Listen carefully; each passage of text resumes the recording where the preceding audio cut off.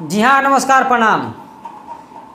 कल खेसारी लाल यादव भैया के एगो जबरदस्त गाना आवेला बाटे, जौन गाना के नाम बाटे मक्खन लगाई कि ढक्कन लगाई। तो उम्मीद करतानी कि रउआ सब वो गाना के एकदम जोरदार से सुनम और भोजपुरी इंडस्ट्री में एकदम तहलका मचाई। लेकिन सच बताई तो हमारा उम्मीद नहीं होत कि माने वो गाना जौन बाटे कि एकदम वो ट्रेंड करी, बिल्कुल उम्मीद नहीं होत। काहे कि खेसारी लाल भैया ऐसा ऐसा गाना ले होता नहीं कि सीजन बेस सीजन के कोनो गाना चलेला महाराज हैं। अभी सावन के महीना चलता और वह एकदम ऐसा गाना ले देनी लागता कि होली के गाना होके, चैता के गाना होके, ए तरीका के गाना अब लागता कि बाटे उ सावन के महीना में भोले बाबा के गाना बाजेला, एकदम मार्केट धैले बिया। भोजपुरी इंडस्ट्री में एकदम पूरा तमाम कलाकार लोग भोले बाबा के गाना गावतने। अब रउआ ऐसा गाना लेके आओ तनी बुझाता कि चैता होके या होली होके, ए तरीका के गाना।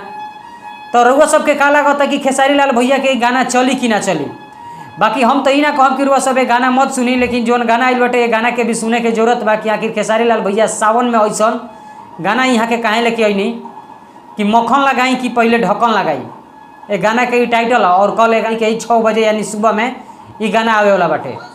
तो चलिए उम्मीद करते नहीं कि गाना के रुआ सब सुनम, लेकिन बाकी खेसारी भैया से विनती बाटे कि ऐसा गाना रुआ सब मत ले आई। काहे कि अभी तो सावन के महीना चलता, कम से कम सावन के बीत गइला के बाद रहुआ जौन भी रंगारंग कार्यक्रम वाला गाना लेके आई तू बेहतरीन रही। तो चलिए यहीं के साथ मिलो तनी आगे नए वीडियो में, ज़्यादा कुछ ना बोलो। जय हिंद।